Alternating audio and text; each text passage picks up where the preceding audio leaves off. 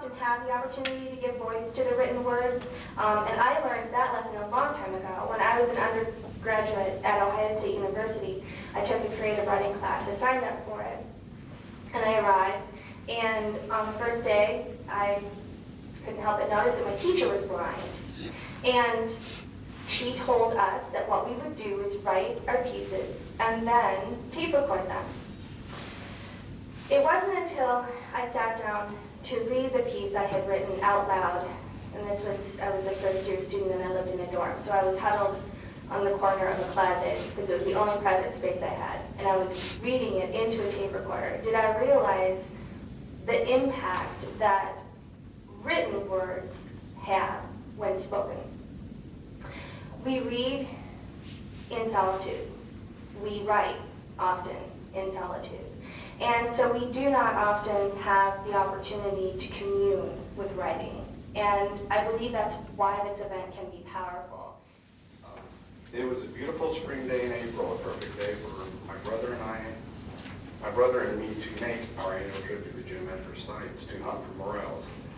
I packed a lunch, put on my hiking boots, put on a hat for protection from ticks, grabbed a couple of sodas, and located a potato bag that holds a mushroom vine. My brother arrived at my apartment, and we departed on the scenic 45-minute drive to our spot. What made the drive so great was we were able to view several types of wildlife. Deer, turkeys, quail, fox, and pheasant were scattered about for our enjoyment. We parked the truck and made the half-mile walk through the freshly sprouted cornfield and into the dense and hilly woods. After 3 solid hours of exploring and searching, we emerged from the woods with about a half pack each. We were very pleased with our find, and our mood was great. We didn't mind having to pick off the ticks that had crawled on us or had burrowed in our skin. We labored back to the truck and started back home. As we pulled into my parking spot, I noticed the fire truck, the Red Cross, and my landlord sitting with his hands over his face by himself across the street. I then started into the open entrance. Since my apartment was on the 3rd floor, I cautiously walked up the burnt steps to check on my belongings. I noticed more damage the closer I got to my apartment. Safely reaching my apartment, I was upset and very surprised to notice my apartment had suffered significant fire and smoke damage. I scrambled to check my possessions, especially my baseball card collection. My baseball card collection was at least salvageable. All my other possessions were destroyed either by fire or by smoke. I was glad I wasn't inside my apartment at the time of the fire. However, I was very concerned about where I was going to live and how I was going to find and pay for clothes to wear. I spoke with a compassionate Red Cross volunteer who was able to set me up in a motel for 2 days and offer me a debit card with $100 on it for food and clothing. After the shock of losing a considerable amount of possessions and my apartment burning, I was now devastated to know in 2 days I would be homeless. I phoned the Salvation Army and was fortunate to reserve a bed to sleep in on.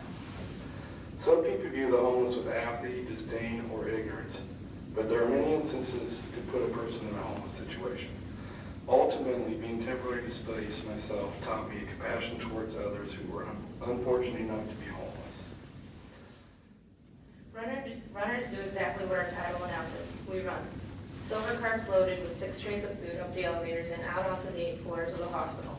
The cart is cold, completely contradicting the heat of the kitchens.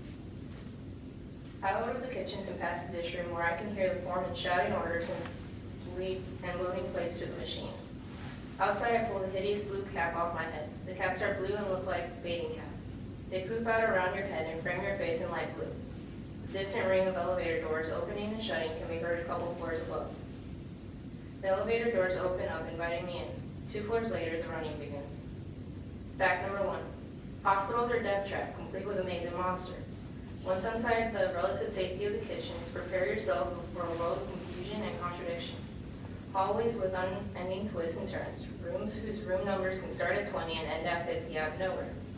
Beds rushing by, patients who wander aimlessly around amidst the chaos of equipment, and of course the lovely presence of the hospital nurses. Keep your wits about you. It's going to be a bumpy run. Here we go again, said my mom. More road construction. For half an hour we inched through a never-ending line of cars, feeling more like ants marching away from a picnic than a family on a fun vacation. We tried to amuse ourselves, but to no avail. Even arguing had lost its appeal. That's when we saw it. Just as the boredom of our unending wait had glazed over our eyes and turned us into human zombies, we realized our long wait wasn't due to facing potholes. A hush fell over the van. Startled, I looked out the window and saw the mangled remains of what had once been a minivan. Its metal exterior cruelly twisted to mockingly resemble a child's bouncy ball. A sick realization came over me as I stared at the battered suitcases thrown along the ditch with clothes pouring out of them. We hadn't been stopped for road construction. We had been stopped because of an accident. "Look," whispered Travis. "What is that all over the grass?" No one answered. We were all too afraid. "Daddy," I said in a small voice, "what is it?" Silence. Somewhere in a distant land, cicadas were chirping, but those mundane sounds of life couldn't penetrate the bubble of sadness that surrounded us. Horror had ripped the words right from our throats. "Daddy," I said again, my voice becoming slightly hysterical. "What is it?" I think I already knew what he would say, but I was too afraid to accept it. "It's blood, honey." "No," my mind silently screamed. A tear slipped down my cheek. I hadn't wanted to know that. I didn't really think he'd tell me. All attention was on the little Tomas, who was, at the moment, looking around at the commotion, wondering what he had gotten himself into. The old woman continued, taking the child into her leathery, drunken arms. "It is because Lithuanian children are not lazy like Polish children. They do their chores and they honor their parents. And they have a name that keeps them disciplined as they are too busy learning how to spell it," she said, tapping Tomas on the nose. The room smiled as Morse's mood swung back to jovial. Jane Skorczewski, Morse's American daughter-in-law with as much culture as paperclip, sighed, reaching her arms out to take her firstborn prize. Her face held unease, as if Morta was a drunk old lady holding her hours-old child loosely in her arms. Perhaps, many would say, of seeing the situation for themselves, she had reason. Her reach went ignored. Instead, Morta continued to lay affection on the child. "Tomas, Tomas, my little Tomas. It could be worse, I am sure, even if it is Polish."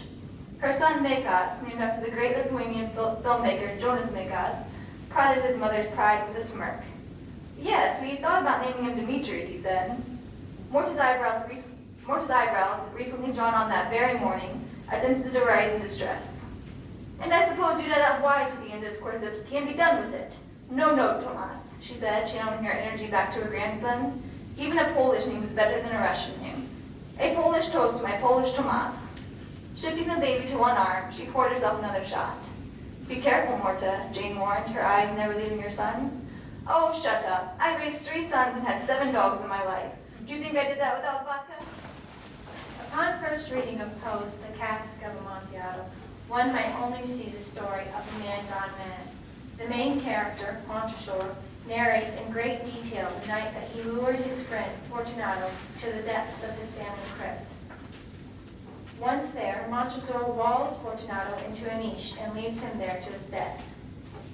Beneath the surface of the fictional tale lies a much deeper, true story of lies, betrayal, and contempt. No matter which way the story is spun, it remains a story of revenge. To understand the heart of the story, one must understand Poe in this tumultuous time in his life. Edgar Allan Poe's The Cask of Amontillado is a direct response to the articles written by his friend turned enemy, Thomas Dunn English. With Muddy and Virginia by his side, cheering him on, Poe's writing career flourished. These 3 made a happy, cozy, joyful family union. Then, once more, tragedy struck Poe's life. Virginia developed tuberculosis in 1842. Author Dawn B. Sylvia writes in her biography of Poe, "The 5 years from the first serious evidence of her illness sent Poe into a deep depression. He lived in daily fear of her death. Many critics have seen the influence of Virginia's 5 years of dying in Poe's works during these years. The madness of which Poe speaks becomes the madness of the narrators in The Cask of Amontillado, The Telltale Heart, and The Black Cat." I thank all the brave people who came up here and read their pieces tonight. This is a fantastic thing. And thank you all for coming and supporting me.